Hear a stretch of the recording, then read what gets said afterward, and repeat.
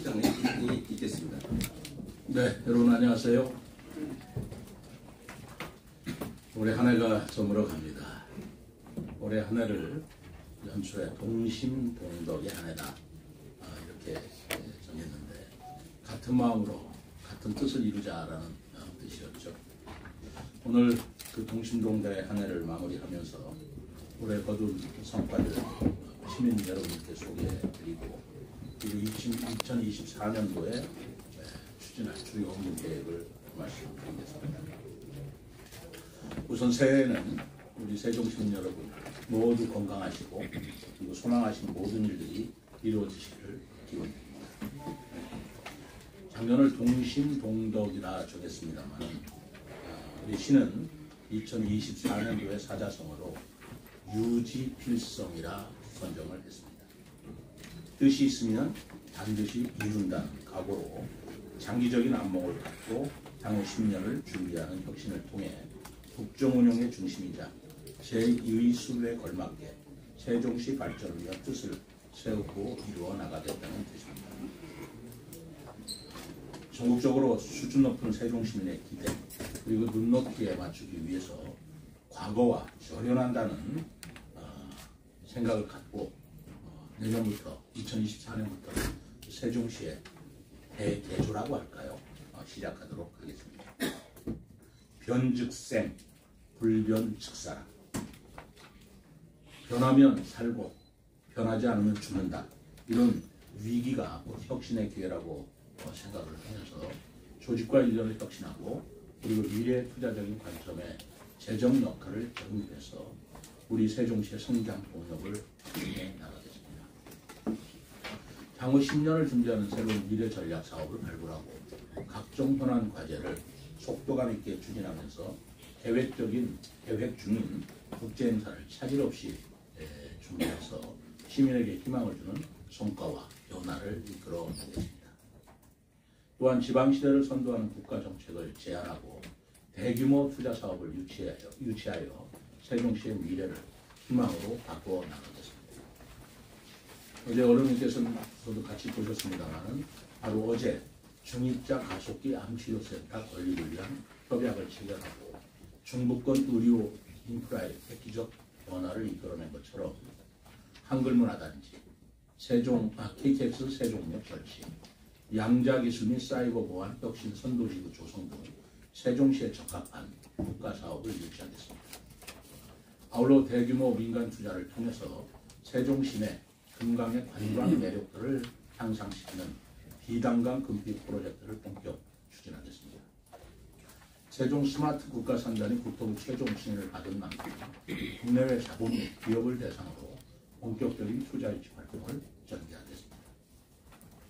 또한 대전, 세종, 충북 광역철도도 민자 유치 방안도 검토해서 사업기간을 단축하거나 재정 부담을 완화하는 것도 검토해 나가겠습니다.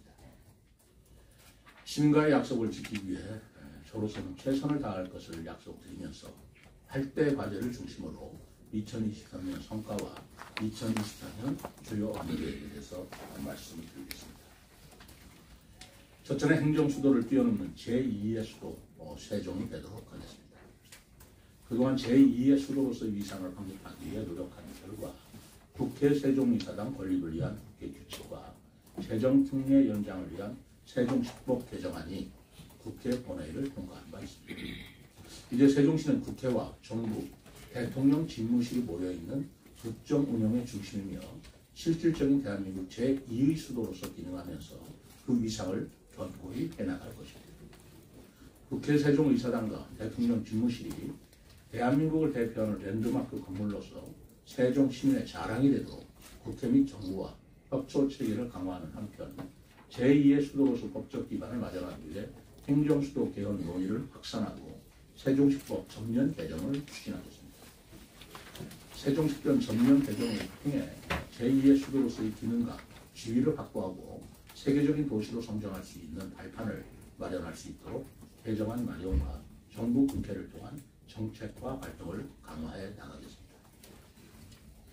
또한 세종지방법원 또는 행정법원을 설치하고 수도권 공공기관을 유치하는 등 도시 성장을 촉진하는 기반 유치를 위해서도 더욱 노력하겠습니다. 둘째는 미래 산업을 선도하는 자족경제 도시로 발전해 나가도록 하겠습니다. 2023년은 미래 산업 육성을 위한 기반을 마련하고 세종시 출범 이후 사상 최대 실적인 1조 380억 규모의 투자 유치를 달성한 뜻깊은 한 해였습니다. 세종 국가산업단지 최종 승인, 네이버 데이터센터 각 세종 개소 등 세종시 산업의 변곡점이 될 중요한 일들도 많았습니다. 대표적으로 차세대 성장 동력인 양자기술 산업 분야에서 세계 최초로 중성원자 양자 컴퓨터를 개발한 미국 기업인 큐에라 그리고 카이스트와 MOU를 체결하였으며 MIT 카이스트와도 함께 인재 육성을 위한 교류 특강을 추진하는 등 성장 기반을 마련하였고 또 지속시키겠습니다. 2024년에는 큐에라의 세종지사 설립을 지원하고 퀀텀 빌리지 조성을 위해 관계 기관과 협력하여 정부 공모 사업을 유치하는 등 세종시의 미래 먹거리 양자 기술 산업을 선도해 나가겠습니다. 또 우리시 강점을 바탕으로 투자 유치와 연관된 유무형의 활동을 강화해서 자족 경제를 강화하겠습니다. 기업이 투자 매력을 느낄 수 있도록 규제 특례와 세제 혜택을 주는 경주자유구역 기회발전 특구제도를 활용하고 일사천리 투자 지원단과 미래전략 펀드를 운영해서 기업이 투자하기 좋은 환경을 만들어 나가겠습니다.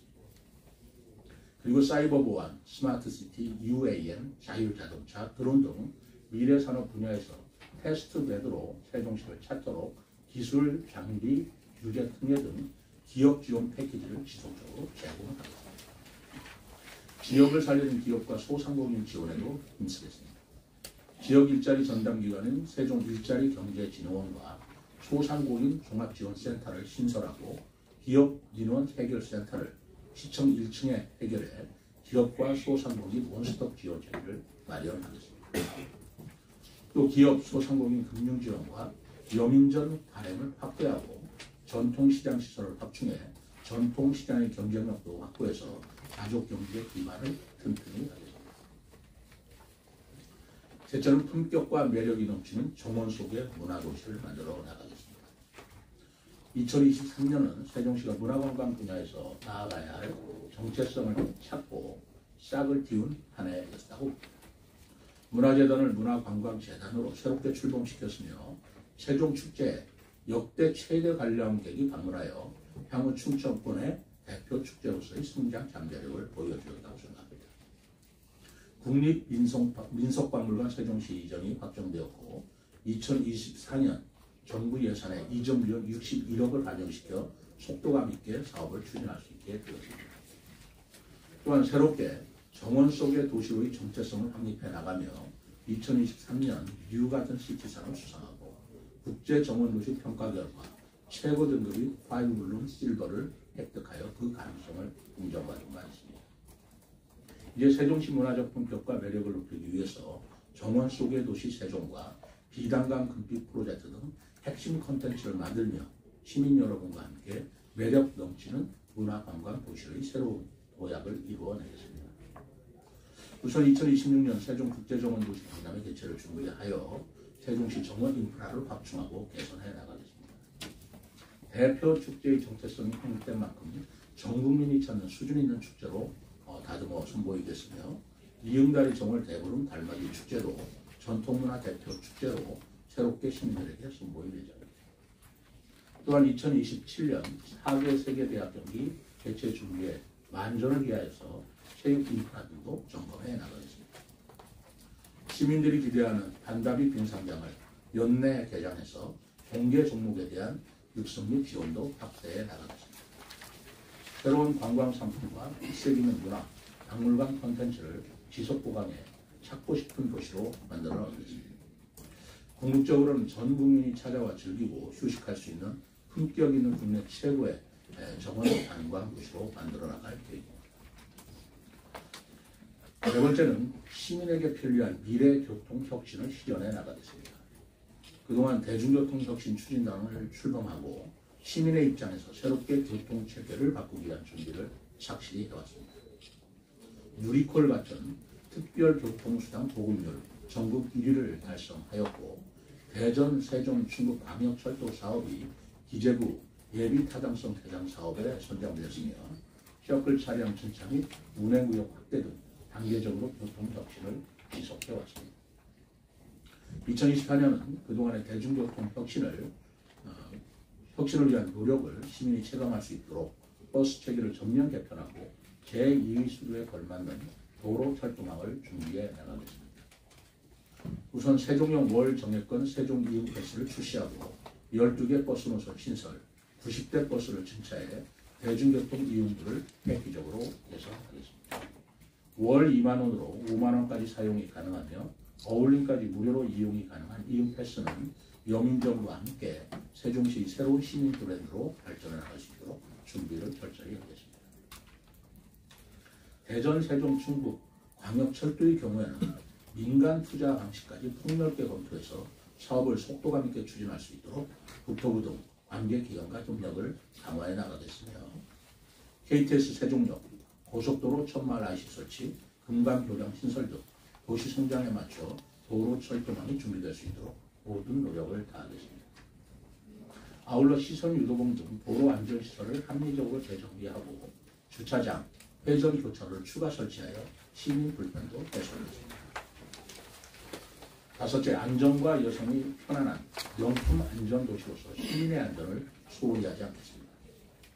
올 한 해 국제안전도시 재고민, 신환경종합타운 입지 결정, 세종보 정상화 확정, 직장맘 지원센터 및 24시간 소아전문 응급의료센터 개소 등 아동과 여성, 시민이 편안한 도시를 만들기 위해 노력했습니다. 2024년에는 여성긴급전화 1366 세종센터를 신설 운영하고 시민과 함께하는 안전도시위원회를 통해 안전취약 분야를 발굴하고 개선해 나가겠습니다.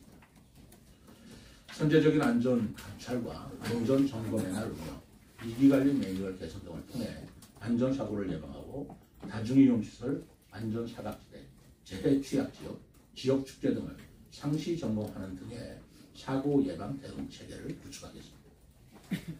시민 대상 안전교육을 확대하고 CCTV를 신설하는 등 안전사각지대를 최소화하도록 노력하겠습니다. 또한 세종역 출산 장려 및 인구정책 특화 사업을 확대하겠습니다.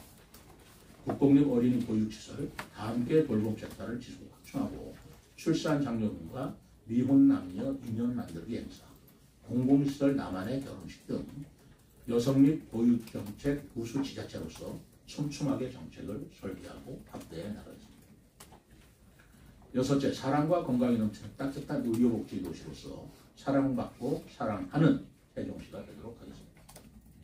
2023년도 세종시 요양원을 개원하고 맞춤형 복지팀을 24개 전 읍면동을 확대하는 등 어려운 시민들이 따뜻한 사랑을 느낄 수 있게 최선을 다해왔습니다. 2024년에는 더 촘촘한 복지 안전망을 구축하고 보건 인프라 확대에 힘쓰겠습니다.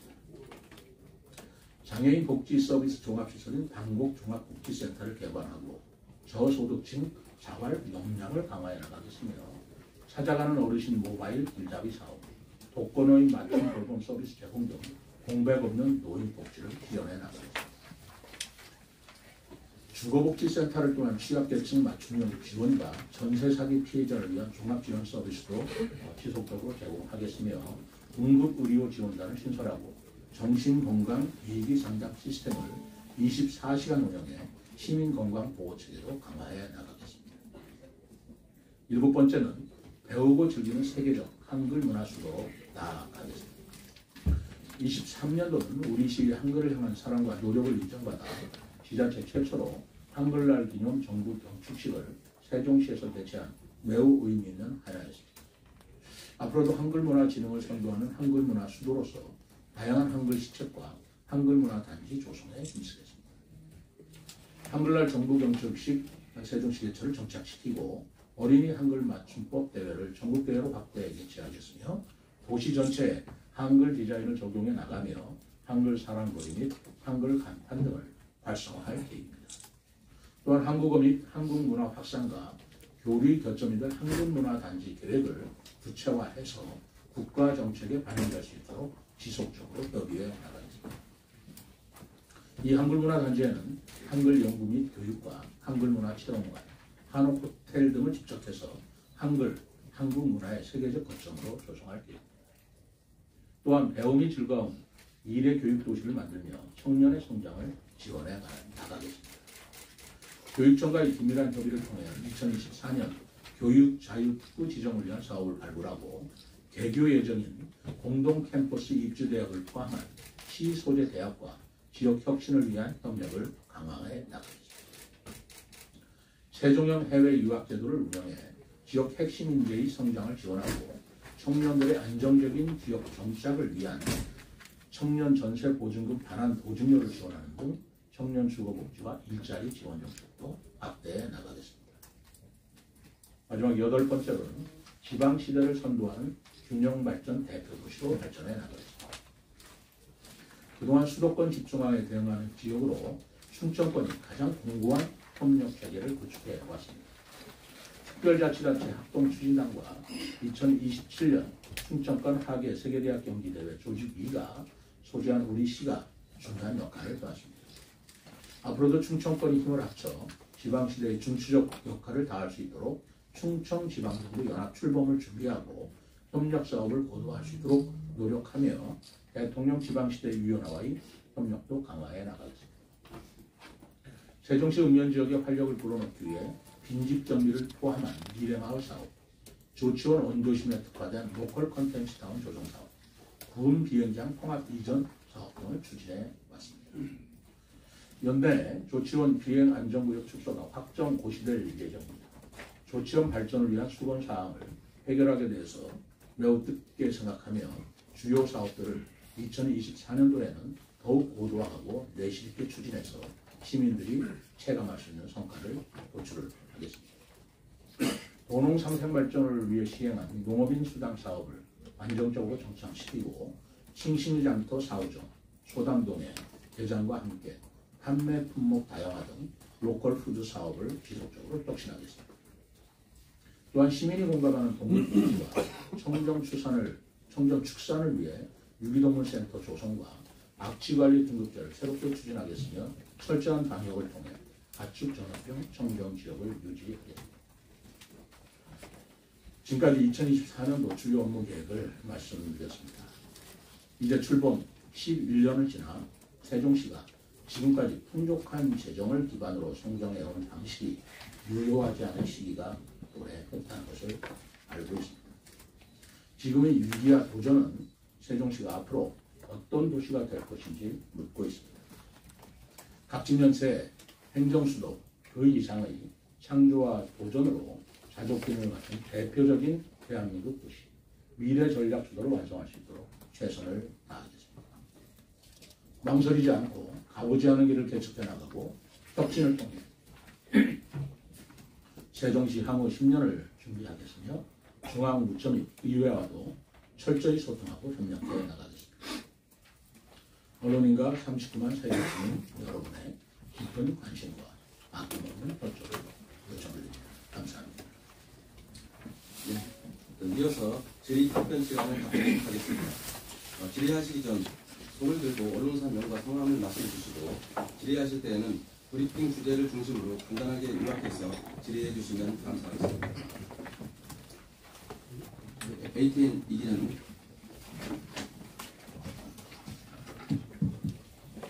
감사합니다.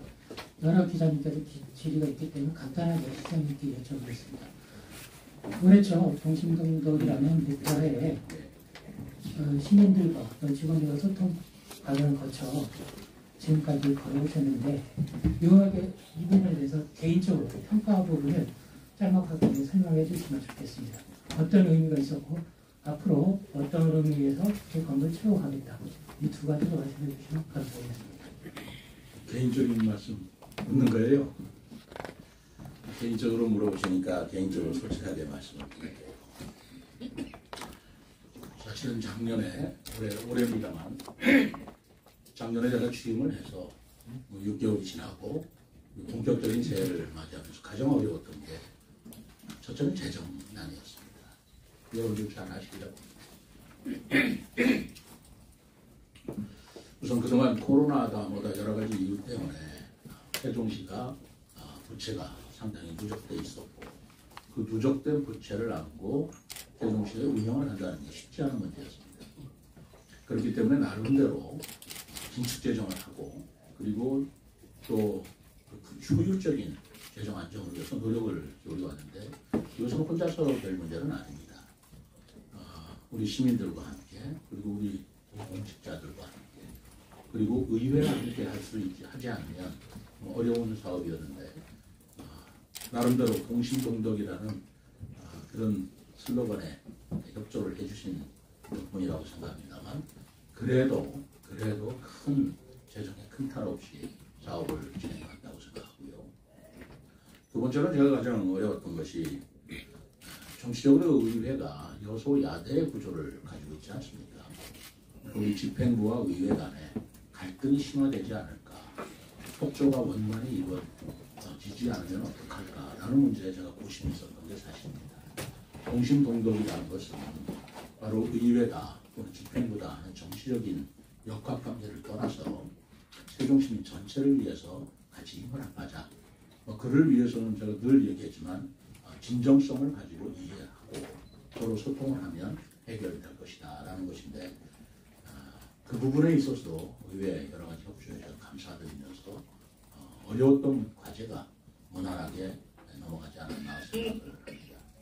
그런 측면에서는 뭐 상황이 재정이다 또는 경제적인 뿐만 아니라 어떤 정치적인 그런 구도 속에서 어려운 상황에서 출발을 했지만 2023년은 나름대로의 열심히 다 같이 일을 해주신 덕분에 많은 성과를 이룬 한 해였다고 생각합니다. 네, OTN 임 기자님. 네, OTN 임원석 기자입니다. 시민의 목소리를 듣고자 2023년도에 1박 2일하고 시민의 대화를 많이 하셨습니다. 2024년도에 또 지속해서 추진할 계획이 있으신가 하고요. 두 번째는 정원 속의 문화의 도시를 하시려고 하면 정원의 각종 문화 행사도 해야 되겠지만 실지 세종시의 문화유산이 많이 있어야 됩니다. 현재 행복청과 LH에서 이 문화유산을 방치해 놓은 곳이 몇 군데 있습니다. 중앙에도 있고요, 산속에도 있고 다양한 들판에도 있습니다. 시에서 행복청과 LH와 적극적 협조하에 정원도시 문화를 즐길 수 있는 그런 것을 추진할 의향은 없으신가 견해 좀 부탁드립니다. 좋은 질문 감사합니다. 아까 우리 10대 뉴스에 6위 정도로 올라왔던가요? 그 시장의 1박 2일 우리 언론인 여러분들 입장에서 그 10대 사건 중에 하나로 보이셨던 모양인데 저는 그렇게 평가해 주실 줄은 미처 몰랐습니다. 그래서 일상이고 제가 해야 할 일이다라고 생각했는데 어느 자치단체에서도 어느 자치단체장도 뭐 이런 일을 하신 분은 없었으리라고 평가를 해주신 것 같습니다. 저는 계속할 생각입니다. 다만 그 방식을 바꿀 겁니다. 예를 들어 시민과의 대화라고 해서 제가 읍면동마다 방문을 했는데 24개 읍면동을 방문하는 게 쉬운 일이 아니더라고요. 물리적으로 1년이 12달인데 그럼 1년에 2번을 해야 되는 거 아니겠어요? 그런데 못하는 달도 있다 보면 어느 날은 하루에 2번 하는 일이 생기더라고요. 그러다 보니까 우선 물리적으로 힘든 것도 힘든 거지만 여유를 갖고 시민들하고 대화할 수 있었나라는 생각이 들어서 그리고 작년에 12월 초에 이제 막 끝냈는데 내년 1월부터 다시 시작하면 뭐 그렇게 큰 내용이 다시 나오겠습니까? 그래서 방식을 바꿔서 시민과의 대화를 번역별로 묶어서 하는 것도 생각해 볼 생각이고요. 그리고 시민과의 대화를 해보시면 여기 같이 와주셨던 언론 여러분들이 보셨겠지만 늘 시민들이 생활 속에서 느끼는 민원을 건의하고 민원 해결해달라는 그런 내용이 많았어요. 뭐 당연하게 생각합니다. 그런 부분에 대해서도 제가 성실히 답변을 했고 그리고 그 시민들께서 제기한 문제나 거래사항은 받아들인 3일 이내에 다 조치를 해드렸습니다. 3일 이내에 조치할 수 있는 건 조치해드리고 그리고 조치할 수 없는 건 언제까지 해드리겠다는 답변을 3일 이내에 다 해드려라 라고 해서 각 실과에서 그렇게 해온 걸로 제가 알고 있습니다. 그러다 보니까 시민들께서 그 시장하고 시민과의 대화에 뭔가 효과가 가시적인 효과가 있었다라고 해결이 되든 안 되든 만족감을 표시하는 걸 제가 봤는데 한없이 민원사항 받자고 제가 시민과의 대화를 하는 것도 미래지향적은 아닌 것 같다. 그래서 내년도부터는 시민과의 좀 토론을 해봤으면 좋겠다. 예를 들어 제2의 행정수도 제가 8개 지금 전략 과제를 말씀드렸는데 그 지역에 맞는 과제를 시민들에게 제시하고 그 부분에 대해서 더 나아가서 발전시키고 또 효과적으로 성공하기 위해서는 어떤 방식이 좋을지를 시민과 솔직하게 토크쇼가 됐든 토론이 됐든 간담회가 됐든 하는 형식을 빌려서 그분들의 아이디어를 듣고 저도 정책 아이디어를 얻는 그런 생산적이고 정책적인 방향으로 바꿔볼까 생각하고 있습니다. 1박 2일로 실제로 가보면 그때 같이 가셨던 몇 분 참 감사하게 생각합니다만 밤늦게까지 동석해 주셔서요. 주민들이 굉장히 좋아하셔요. 그리고 처음에는 얘기를 잘 안 하시다가 나중에 저녁이 익숙해지면 있는 속에 있는 얘기를 다 하시는 거예요. 사실 그게 1박 2일의 참 모습이라고 생각을 했습니다. 그리고 가장 더 제가 느낀 건 그 이튿날 아침이에요. 하룻밤 자고 그 이튿날 아침에 마을 지역 주민들께서 여기가 우리 지역의 문제요 하는 데를 가서 현장에 가볼 때 하룻밤 자면 만리장성을 쓴다고 그랬나요?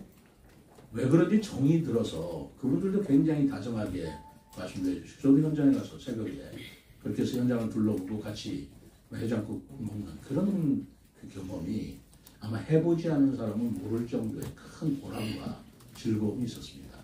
제가 왜 그 보람과 즐거움을 마다하겠습니까? 이건 계속적으로 알겠습니다. 다만 내년은 선거가 있는 해이기 때문에 그 선거 기간이 있어요. 법적으로. 그 기간에 오해가 사지 않도록 그 기간을 피하고 그 이전이나 그 후에 하는 방안으로 검토를 하겠습니다. 그리고 문화유산 말씀하시는데 구체적으로 어떤 문화유산을 말씀하시는지는 모르겠지만 그런 것들이 있으면 적극적으로 말씀해 주시면 그건 뭐 당연히 우리의 문화유산이라면 우리가 지켜나가고 더 빛나게 해줘야 되고 또 정원하고 문화유산하고 이게 상치되는 부분이 아니잖아요. 오히려 더 멋있게 드릴 수 있는 그런 장소가 되고 소재가 되리라고 생각합니다. 적극적으로 검토하겠습니다. 예, 감사합니다. 네, 세종서리 유 기자님. 예, 세종서리 이경규입니다. 네. 그 대전 세종광역철도를 잠깐 언급하셨는데요.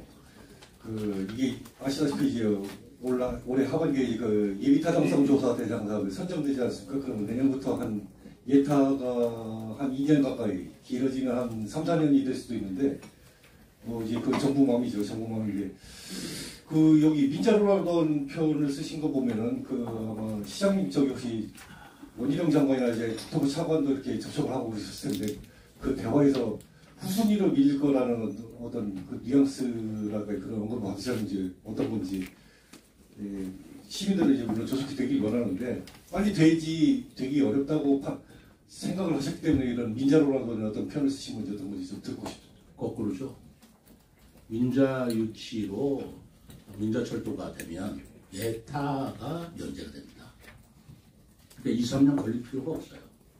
그러니까 민자 유치 사업으로 결정이 되면 자치단체와 이제 협의를 하도록 돼 있죠. 협의해서 이제는 민자가 철도 노선이나 이런 걸 다시 검토를 합니다. 그렇게 하기 때문에 오히려 저로서는 지금 국가재정이 굉장히 어려운데 민자 사업을 민자 유치자가 생기기만 한다면 예타가 면제가 되기 때문에 예타 대상 사업이 아니에요. 국가 사업이 아니기 때문에 훨씬 더 빨리 할 수 있고 속도감 있게 할 수 있고 그리고 자치단체가 충분히 협의를 더 많이 할 수 있기 때문에 저는 오히려 바람직하다고 생각합니다. 그럼 혹시 지금 얘기를 하고 있는 어떤 민간 사업자가 있는지 밝힐 수 있을까요? 제가 민간 사업자까지 여기서 밝힐 일은 좀 그렇고요. 대화가 되고 있다고 말씀드리겠습니다. 네. 국토부에서도 그걸 같이 추진하고 저희랑 긴밀히 연락하고 있습니다. 네. 네. 세종방송 유 기자님. 예, 세종방송 이병입니다. 지금 앞서 말씀하신 대로 지금 출범 이후에 금년에 1조 380원 대규모 투자 유치를 하셨다고 말씀하셨고요. 근데 어제 행사를 진행했던 그 중입자 가속기 암치료센터 건립비가 이제 민간 투자 방식으로 5천억이라고 알고 있는데요. 이 부분이 포함이 됐는지 1조 원 매출 유치에 포함이 됐는지 하나 여쭤보고 싶고요. 그리고 어제도 질문을 드리다가 지금 말았는데요. 지금 한양대학교하고 이제 투자사 그리고 이제 일본 도시바 측이 세종으로 이제 암치료센터 건립을 진행하기로 했는데 그 배경에는 어떤 세종으로 결정된 배경에는 어떤 점이 있는지 말씀 부탁드리겠습니다. 네, 어제 많은 질문이 나올 거라고 예상을 했습니다. 우선 말씀드리고 5천억은 포함 안 된 겁니다. 그리고 포함시킬 수 없는 내용이에요. 이거는 어제 그 MOC라고 C는 되게 이제 MOU라고 하잖아요. Memorandum of Understanding인데 이거는 Commitment, 약속이라는 뜻입니다. 그러니까 그 약속을 했다라는 것뿐이지 법적 구속력이 있는 건 아닙니다. 그러나 MOU보다는 좀 더 확고한 그런 약속이라고 보시면 되고, 사실 어제는 MOC를 공개를 했지만 그 이전에 사전 MOU를 맺었어요. 아까 어제 그 육자들하고 같이 맺은 바가 있고요. 그리고 이 5천억은 아직 MOC 단계에서 하겠다라는 약속이 확정된 게 아니지 않습니까? 그러니까 여기에 1조 380억은 확정된 우리가 투자 유치액이지 앞으로 계획이 아니에요. 자기들이 확고하게 투자하겠다라고 약속한 거라 포함시킨 거고, 5천억은 앞으로 가야 할 일이기 때문에 포함시켰다는 말씀 분명히 드립니다. 그리고 한양대하고 한 것은 어떤 경위가 어떻게 됐냐면, 어제 잠깐 얘기가 있었습니다만, 그 코리아 히트라고 하는 그 SPC 그 법인 측에서는 맨 처음엔 제주도하고 하려고 했었던 것 같습니다.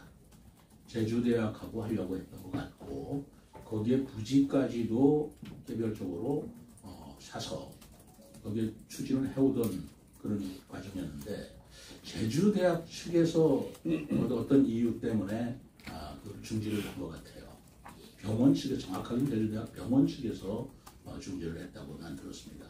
그러다 보니까 그 도시바 측과 그 말하자면 중입자 치료 시설을 MOU로 맺어놓고 제주도는 못한다고 그러니까 그것을 어제 그 대표 회사에서 한국의 다른 지역을 선정해 볼 테니 그거를 도시바에서 한국으로 말하자면 뭐라 그러나요? 시설해 주는 것, 그것만은 거둬두지 말자라고 서로 합의를 보는 과정에서 세종시가 바로 중입자 가속기 암치료센터가 대통령의 지역 공약으로 되어 있기 때문에 저하고 접촉이 됐습니다. 그리고 세종시가 여러 가지로 제주도보다 훨씬 더 입지가 좋죠. 그렇기 때문에 우리 국토의 중앙부에도 있고, 그리고 이용하기도 좋고요. 그리고 중입자 가속기 암치료센터 여러분도 아시겠습니다만 지금 서울의 세브란스가 운영하고 있습니다. 그리고 부산의 서울대학교가 지금 기장에 건립 중에 있습니다. 똑같은 방식이에요. 도시바에서 시설을 도입하는 겁니다. 그런데 제주도보다는 그 국토의 바로 중심부에 있는 세종시에 한다면 훨씬 더 국민들한테 주는 편이 또 좋고 효율성도 높겠다. 그래서 적극적으로 저하고 접촉을 했고, 저 또한 이게 대통령 지역 공약 사업인데 적극적으로 수용할 만한 일이다 라고 해서 그동안에 제가 지난번 여러분들한테 그 시도지사 협의회 때문에, 한일 시도지사 협의회 때문에 일본에 갔습니다만 그 겸사겸사 중점적인 것은 바로 이 부분을 제가 실제로 현장을 다녀보고, 그리고 QST라고 하는 일본의 양자과학기술연구원이 있어요. 이 기술은 거기서 개발한 겁니다. 그래서 거기서 사실은 그 어소리티를 다 가지고 있어요. 그렇기 때문에 그쪽에서 한국에 들을 것이냐 말 것이냐 최종 결정하는데 그분 원장까지도 다 만나뵙고, 그리고 세종시장으로서의 제가 의지를 분명히 밝혔고, 그렇기 때문에 이제 성사가 된 것입니다. 어제 말씀드렸다시피 그런데 그럼에도 불구하고 이 시설이 지금 아랍에미레이트라든가 대만이라든가 하는 데서 서로 도입하려고 경쟁을 벌이고 있는 마당이라서 도시바 측에서는 어떻게 할 거냐, 세종시에서 확실한 의지를 보여주면 모르지만 안 그러면 아랍에미레이트나 대만하고 협상을 시작하겠다라는 사실 그 연락이 왔어요. 그래서 저희들이 제가 그런 의지도 표명했고, 그 전에 우리 그 고성준 본부장이 일본에 다녀와서 그런 의지도 다 표명했고 했기 때문에 이렇게 성사가 된 것입니다. 한양대하고 한 것은 이 중입자 가속기 암치료센터는 단순한 병원이 아닙니다. 가속기를 이용한 암치료이기 때문에 원자력 공학이라든가 가속기에 대한 기술력이 굉장히 뛰어나야 돼요. 한양대 공대는 여러분들이 아시다시피 원자력 공학에서는 뭐 우리나라 굴지의 대학이고 그 가속기 운용에 관한 공학적인 기술은 뭐 한양대는 믿을만 하고요. 그 다음에 병원도 한양대 병원 정도면 믿을만 하다. 그렇기 때문에 이 두 가지 기술과 두 가지 말하자면 기법을 적절히 활용할 수 있는 대학이 한양대라고 판단했기 때문에 한양대하고 맺은 겁니다. 네. 추가 질문 기자님 계십니까? 네. 보겠습니다.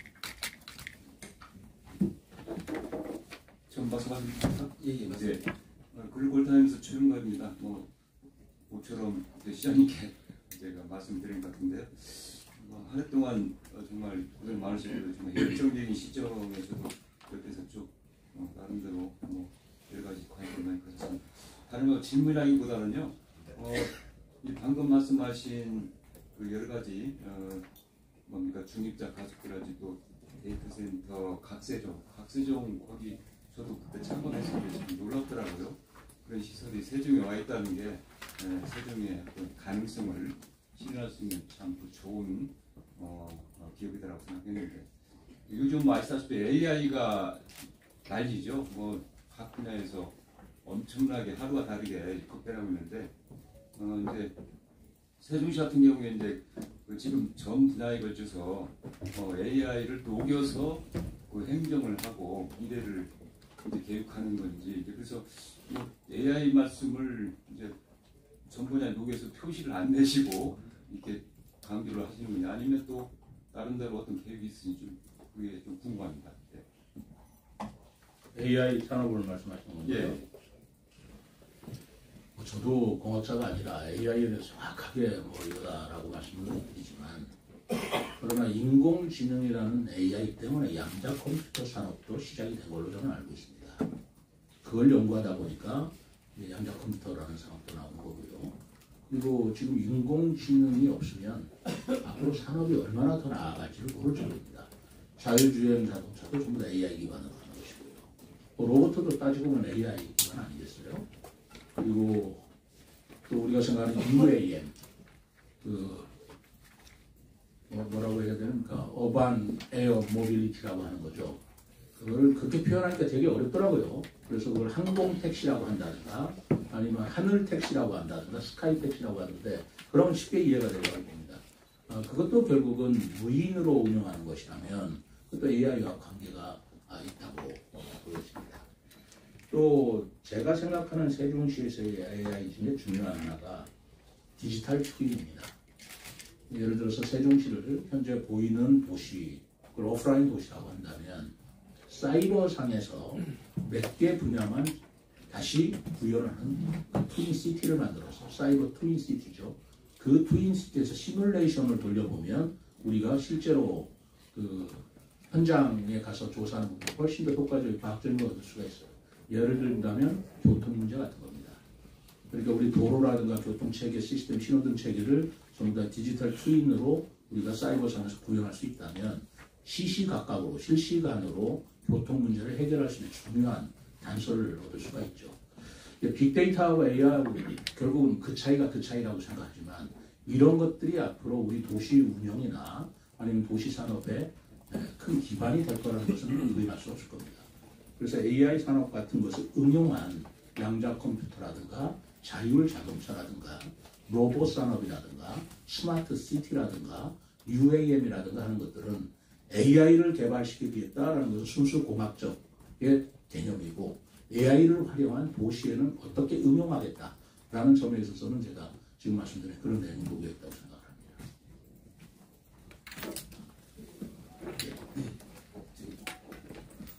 이용민 기자님. 시사편지 이용민 기자입니다. 올 한 해 참 많은 성과들을 이루셨는데요.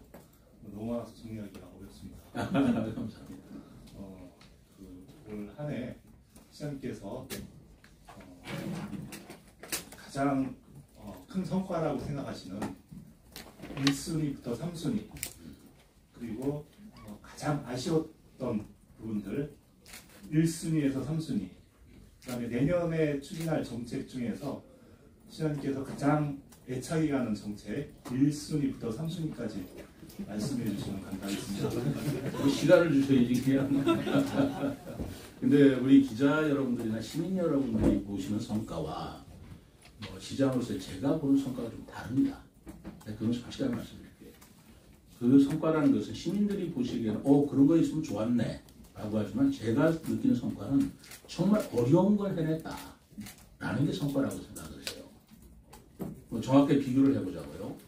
예를 들어서 어제 중입자 가속기 양치교센터 했지 않습니까?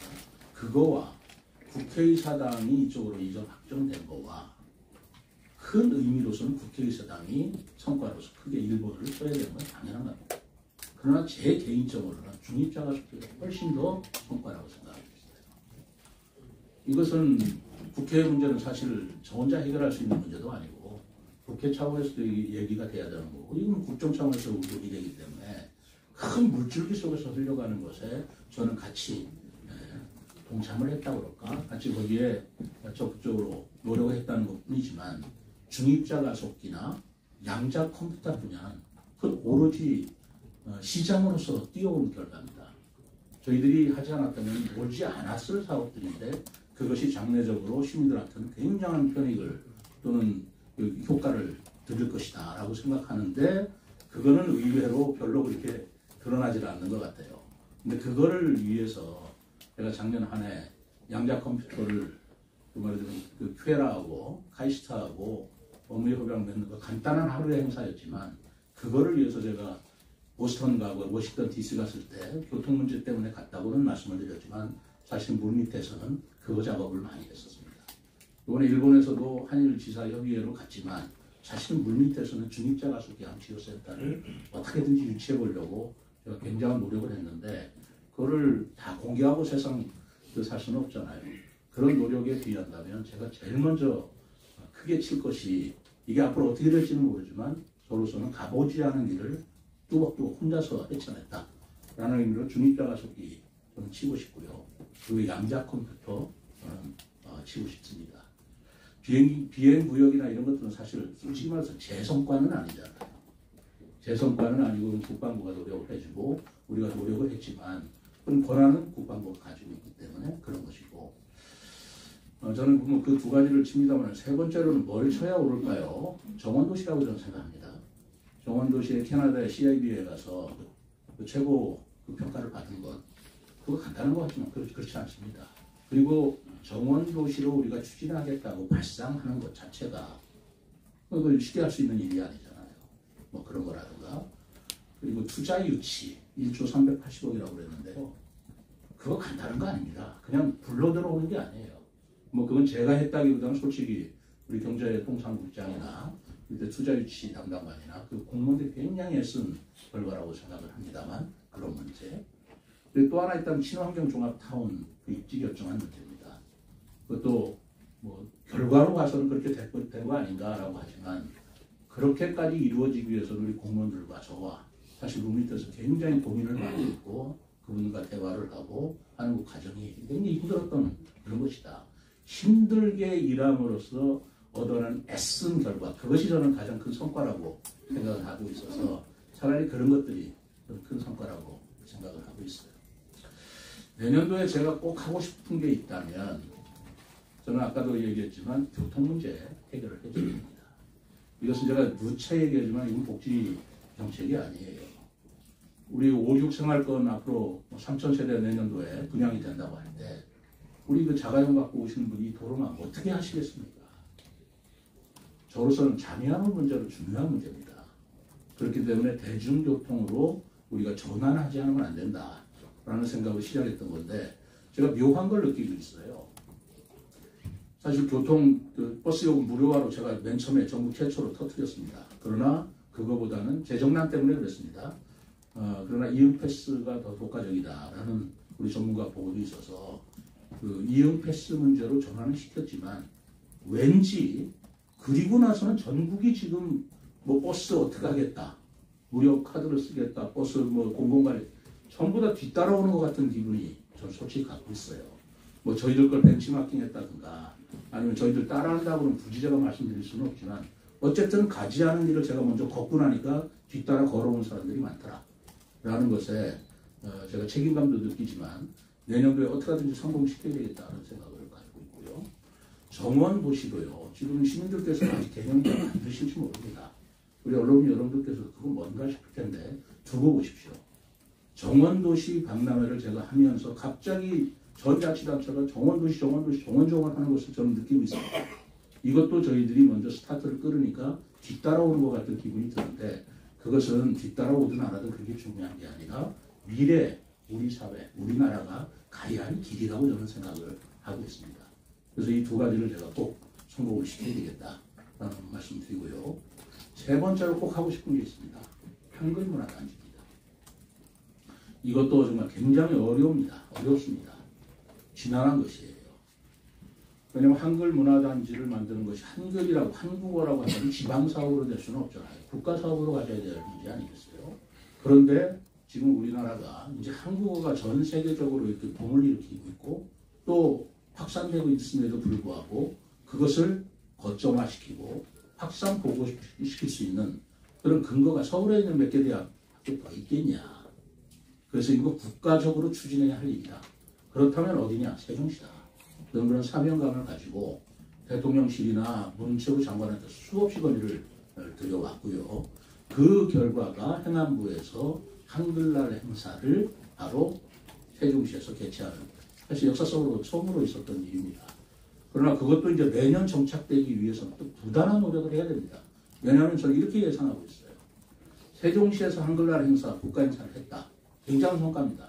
두고 보세요. 다른 자치단체 우리한테도 한번 해달라. 또 이게 따라올 겁니다. 여주는 세종대왕 능이 있으니까 해달라. 또 고향은 어디다. 연고지를 가지고 이제 한글날 행사를 다른 자치단체에서 해달라고 굉장히 나는 채도할 거라고 생각하고 있어요. 늘 그런 것입니다. 먼저 앞장서면 바람 맞는 거고 해내면 뒤에서 자기들도 해달라. 이런 것이 우리 행정의 패턴이라서 이 한글문화단지도 사실 누가 이런 생각을 해봤겠습니까? 그러나 우리가 앞장서서 해야 할 일이고 꼭 해내겠다라는 말씀을 드리고자 합니다. 뭐 아쉬운 게 있다면 뭐 다른 게 있겠어요? 세금이 덜 거쳐서 어떻게 하면 세금이 많이 거쳤더라면 제가 하고 싶은 일이 너무 많아요. 가슴속에. 그런데도 불구하고 그런 것들을 뜻대로 이루어지지 못하는 것 그런 것인데 예산이 조금만 형편만 나아진다면 좀 저출산 문제에 적극적으로 뛰어들고 싶습니다. 저출산 문제는 우리 세종시 문제뿐만 아니고 세종시에서 저출산 문제를 이렇게 해결해냈다라는 전 모델과 패턴을 만들어보고 싶습니다. 그런데 저출산 문제는 솔직히 말해서 그 교육 갖고 되는 문제가 아니라 예산하고 정말로 직결되는 문제이기 때문에 예산을 어떻게 쓰느냐에 달려있는 건데 저는 인구야말로 무슨 지하철이다, 도로다, 교통이다 이전보다 더 중요한 우리나라의 발전 인프라다라는 인식을 가지고 있어요. 인구가 없이 도로 만들어서 뭐 하겠습니까? 몇 조 들여서 철도 만들면 뭐 하겠어요? 타고 다닐 인구가 없어지는데. 그래서 그런 돈을 아껴서라도 우리 저출산 문제에 젊은 우리 부부들한테 정말 걱정 없이 아이를 키울 수 있는 인프라를 만들어줘야 된다라는 게 제 개인적인 소신입니다. 그런 거 하고 싶은데 예상상으로 허용이 안 되기 때문에 시간을 가려가면서 하겠습니다. 네, 감사합니다. 예, 시간 관계상 한두 분만 더 하겠습니다. 시사피 이명우 기자님. 오랜만에 뵙습니다. 오랜만입니다. 저기 그 중성자 가속기죠. 그는 아마 우리 시장님께서 중입자 가속기 시장님께서 시당 위원장 때 그때 공약을 하셨던 걸 지금 추진하고 계신 건데 그래서 그때 하고 지금 현재하고 차이점이 있으면 그것 좀 알려주시고 그 다음에 또 하나 지금 막 말씀하신 건데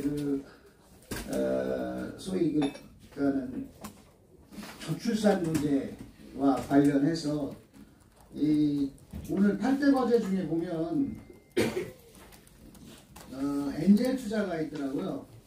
엔젤 투자 20억. 예, 엔젤 투자 20억이 있는데 2046년도 정도 되면은 경기도의 화성시하고 서울 몇 개 구를 제외한 나머지가 전부 다 인구 소멸 지역으로 들어갑니다. 세종도 마찬가지예요.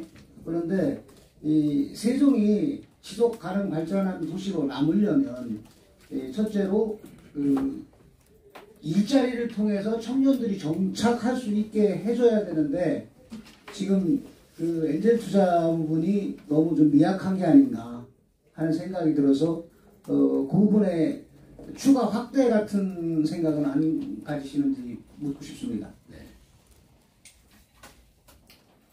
우선 중입자 가속기 말씀을 드리면 정확하게 우리 이명호 기자님께서 기억을 하시네요. 제가 세종시에 국민의힘 시당위원장 할 때 대통령 공약 사업을 발굴하는 발표회가 있었어요. 천안에 있었는데 그때 우리 대전, 충남, 충북, 세종 4개 시도의 시당위원장이 발표를 한 적이 있습니다. 뭐 고속도로 어떻게 해달라, 뭐 좀 그런 인프라가 많았는데 저는 그때 중입자 가속기 암치료센터를 대통령 공약으로 삼아달라라고 요구했었어요. 솔직히 얘기합시다. 아무도 이해 못했습니다. 단어조차도 생소했어요. 뭐라는 얘기냐. 그래서 그걸 설명하는데 제가 굉장히 시간을 보냈고 그거는 일반인뿐만이 아닙니다. 중앙당의 중입자 가속기 암치료센터를 설명하는데도 굉장히 힘들었어요. 그걸 대통령 공약에까지 그거를 등록시키기까지 각 자치단체마다 7개씩 시도별로 7개씩 대통령 공약이 선정이 됐는데 그 7개 안에 중입자 가속기 암치료센터를 집어넣기 위해서 제가 시당위원장이었지만 노력한 건 여러분들이 아마 좀 짐작 좀 해주십시오. 단어를 이해 못하는 분한테 공약을 넣는다는 게 좋겠습니까? 그리고 두 번째로 어마어마한 돈이 든다. 세 번째로 우리는 기술이 아직 없다. 그것을 받아들이게 하기가 너무나 어려웠어요. 그런데 지금은 연세대학교에서 세브란스 병원에 서대문의 중입자 가속기 가동이 되고 있고 전립선 암을 지금 치료하는데 지금 예약이 1년 반이 밀려 있다고 저는 듣고 있습니다. 이제는 국민들이 알기 시작해요. 중입자 가속기 암치료센터가 꿈의 암치료이다 라는 걸 알기 시작해서 부산에 뭐 이제 추진하고 있고 그러는데 그거를 정말 어려운 우여곡절을 겪어서 불과 2, 3년 만에 세종시에 어쨌든 앞으로 성공이 될지 안 될지는 지금도 아직 모릅니다. 미지수지만 이런 업무 협약을 맺어서 추진하고 있다는 게 사실 저로서 꿈만 같은 얘기예요. 아무도 모르는 단어를 끄집어내서 그걸 정책화시키고 그것을 일본까지 뛰어가서 협약에 내고 그리고 그들을 이해시켜서 협약과서 이익을 했다. 여러분 상상을 해보십시오. 그런 상황이라서 그때 얘기한 거나 그때 구상한 거나 지금이나 다를 게 없다라는 말씀을 드립니다. 저출산 문제는 지금 국가적으로도 이거는 이제 새로운 차원에서 접근해야 된다. 육아에 대한 어떤 지원 갖고는 안 된다라는 게 지금 정부의 생각이에요. 어제 윤 대통령께서 분명히 국무회의에서 얘기를 하셨습니다. 새로운 방법을 찾아야 된다.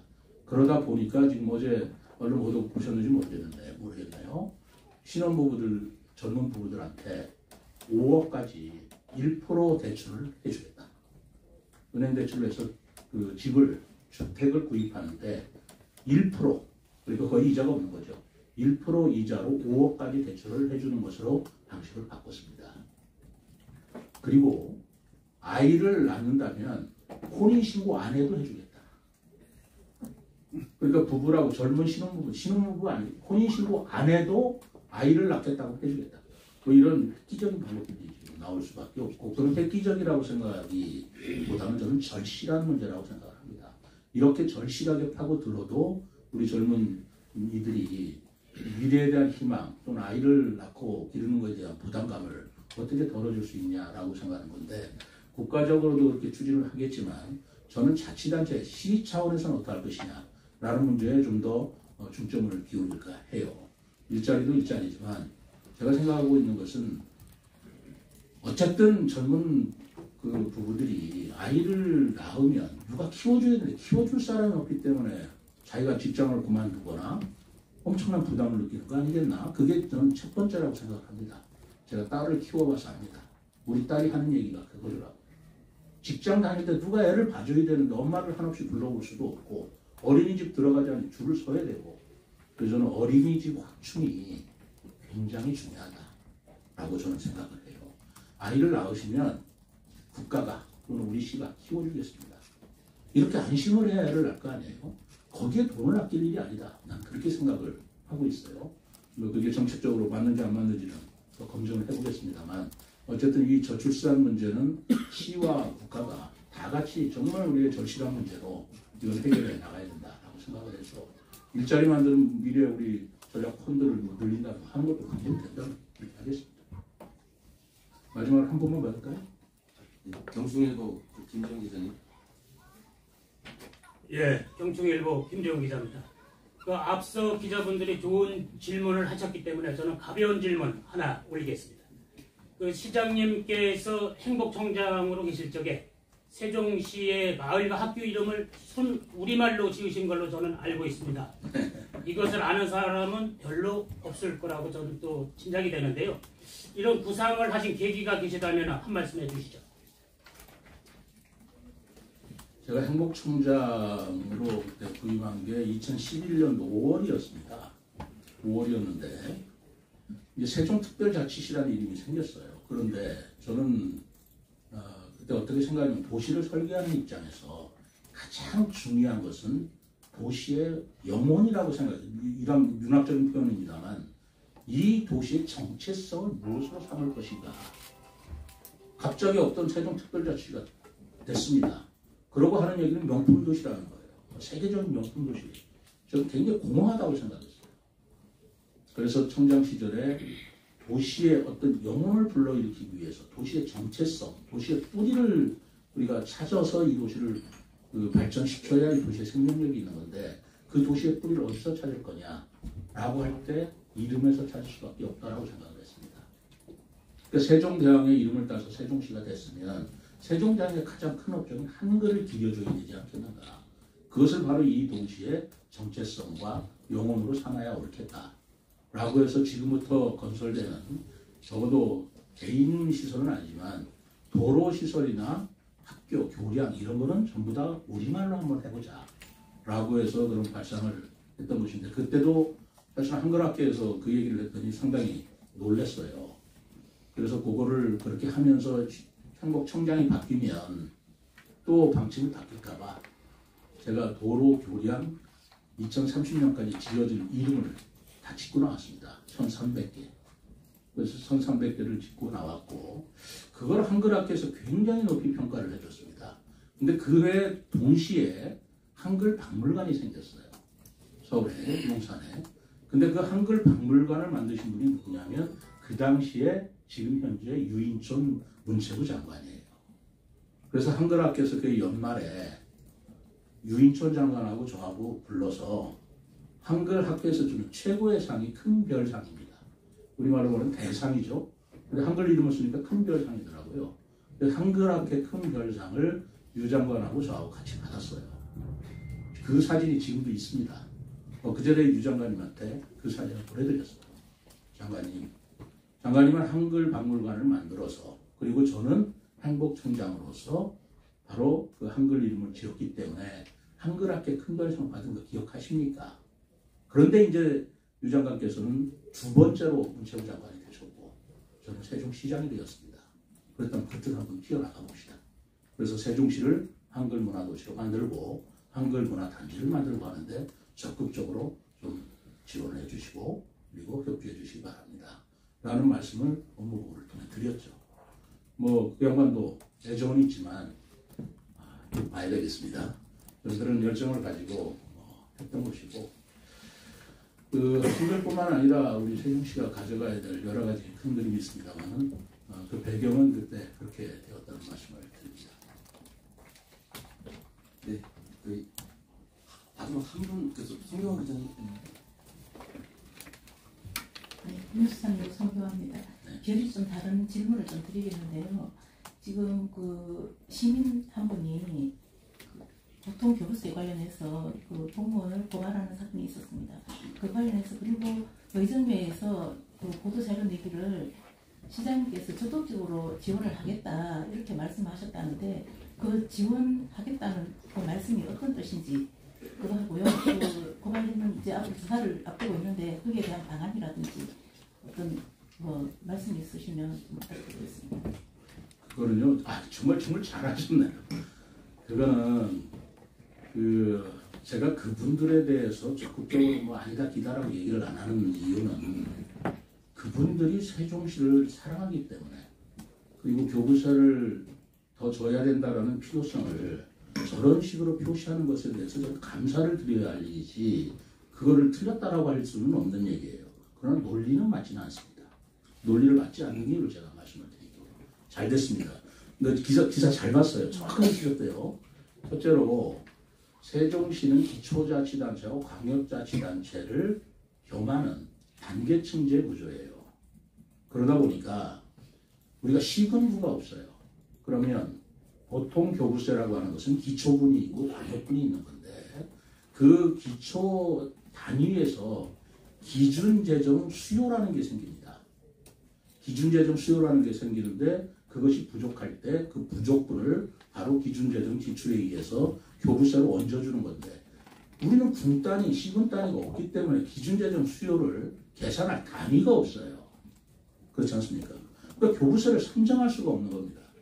그리고 시기적으로 볼 적에도 우리가 세종시가 2012년도에 출범을 했는데 세종특별자치법, 세종시 특례법이라는 게 2012년도에 된 거 아니겠어요? 그런데 그때는 우리가 인구가 얼마였냐면 인구 8만밖에 안 됐어요. 8만의 기초다 광역이다 뭐 어떻게 할 수가 없는 그런 상황에 법이 만들어진 겁니다. 그 당시 법으로서는 어쩔 수 없었겠죠. 그럼에도 불구하고 기초사무라는 게 있고 광역사무라는 게 있기 때문에 우리 공무원들은 주기야광이라고 제가 그러잖아요. 낮에는 기초사무, 밤에는 광역사무. 그러니까 일이 이중적일 수밖에 없다. 거기에 따른 비용과 거기에 따른 인원과 거기에 따른 예산은 줘야 옳다라고 주장을 했기 때문에 바로 세종시 특례법에 의해서 광역분에 주는 교부세의 25%를 얹어주는 겁니다. 그 기초분을 어떻게 산정할 수가 없으니까 대략적으로 25%를 얹어주는 건데 그게 항구적으로 법이 돼야 옳지 않겠습니까? 그리고 앞으로 인구가 더 늘어나면 제주도와 같이 제주도는 기초자치단체는 없습니다. 그러나 행정구역으로서 시군구가 4개가 있어요. 거기는 옛날에 기초자치단체였을 때 받았던 기초분 교부세를 그대로 똑같이 받고 있습니다. 일반 교부세 3%를 정액으로 주게 돼 있어요. 제주도는 손해가 본 게 없어요. 근데 우리는 그런 게 없기 시작했기 때문에 지금에 와서 우리도 이제 제주도와 같이 정액제로 하든 정률제가 되든 교부세를 더 줘야 된다라는 필요는 분명히 있는 겁니다. 그러나 그것이 법적인 근거를 갖고 또 법제화가 되려면 뭔가 차근차근 기초적 연구가 필요하지 않겠어요? 그래서 제가 작년부터 서울대학교 행정대학원에 그 세종시 재정행정에 대한 특례를 용역을 맡겨서 연구를 하고 있는 겁니다. 논리가 없어서가 아니에요. 그런 용역기관이나 서울대학교 같은 권위 있는 기관에 이름을 좀 빌리고 그분들의 아이디어를 얻고자 하는 것입니다. 그렇기 때문에 이 부분은 그렇게 해결할 수밖에 없지. 그동안에 기초분을 못 받은 걸 제주도를 대입시켜서 몇 조를 못 받았다. 그런 주장이 있는 것은 그 심정은 제가 충분히 공감하고 고맙게 생각하지만 논리적으로는 받아들여질 수가 없을 것이다. 법적으로 그런 것이고 이 사항을 빠뜨렸는데 감사원에 이미 그 추진단체에서 감사원의 이 부분을 가지고 공익감사 청구를 했어요. 감사의 결과는 뭐였냐면 각하였습니다. 이건 공익감사 대상이 안 된다. 그래서 각하된 사항을 가지고 공무원이 잘못했다 해서 고발을 한다면 뭐가 되겠어요? 그건 고발거리도 아니거니와 그 공익감사 청구거리도 안 되는 게 고발거리가 되겠냐 그런 생각이 들어서 그거는 우리가 대응하고자 시고의 문제가 아니다. 그러나 공익감사 청구가 각하됐음에도 불구하고 공무원들을 고발했다면 그건 공무원들에 대한 문제가 좀 있을 것이다. 고발한 측에 대한 문제가 있을 것이다. 라는 생각이 들지만 어쨌든 그분들의 충정은 우리 세종시 발전을 위한 재정 압축의 문제가 있기 때문에 그걸 가지고 감정적으로 대하거나 할 일은 아니다. 그러나 공무원 개개인을 고발하고 특명을 한 건 그건 좀 문제다라고 저는 생각하고 있습니다. 네, 시간 관계상 이상으로 브리핑을 모두 마치겠습니다. 참석해주신 어린이분들과 시청해주신 시민 여러분께 대단히 감사를 드립니다. 비축제는 안 물어보시네. 비축제 비축제는 제가 한마디 드릴게요. 끝났지만 제가 그때 비축제 10월 2일이었나요? 그때 했을 때 저도 여러분들한테 오늘 똑같이 말씀드렸으면 저가 봐도 굉장히 미흡하다. 그래서 이 부분을 덮어둘 일이 아니고 또 시민들께서도 굉장히 신나는 그런 모습을 현장에서 봤기 때문에 제가 일요일날 긴급 간부회를 열고 월요일 아침에 제가 보완을 하겠습니다. 그리고 사과를 합니다. 공식 사과했습니다. 그랬죠? 그리고 정말 열심히 했어요. 제가 정말 진두지 하다시피 해서 그제 크리스마스 그 연휴 기간 동안의 비축제 모습은 자화자찬하는지는 모르겠습니다만은 정말 많이 보강이 됐다. 그리고 외지에서 오시는 손님들도 많았고요. 그분들이 하기에는 최고의 비축제를 보았다. 뭐 그런 말씀도 들어온 것 같고, 그리고 24일 하루 8,000명이지만 연휴 3일 연휴였잖아요. 3일 연휴 동안 다녀간 분은 거의 2만 명이 넘는 2만 명 가까이 된다. 라고 생각할 적에 우리 비축제가 내년에 이거보다 더 잘해야 되지 않겠어요? 더 발전시키면 이응다리를 중심으로 하나의 비축제가 세종시의 또 하나의 이름 있는 축제로 자리매김할 수 있겠다라는 좀 자신감을 얻었습니다. 그동안 언론인 여러분들께서 제가 이렇게 사과를 드리고 나서 그걸 아프게 계속 지적해 주시지 않고 격려를 해주시면서 지켜봐 주신 것을 오늘 감사하다는 말씀을 드립니다. 그리고 거기에 따라서 우리 전 간부들하고 그리고 이 실무자들이 정말 애썼어요. 애써서 이만큼 해낸 건데 불과 한 일주일 열흘 만에 이 정도 해낸 것도 저는 우리 수고했다고 생각합니다. 그 부분에 대해서 좀 평가를 해주셨으면 감사하겠고요. 이거를 이어서 시민들께 그 공사하는 기간 동안 서비스를 못했다라는 그 책임감 때문에 제가 12월 31일 날까지 하려고 했던 것을 1월 14일까지 연장을 시켜서 더 즐길 수 있게 해드리고, 그리고 12월 30일 날은 제야의 제야식인가요?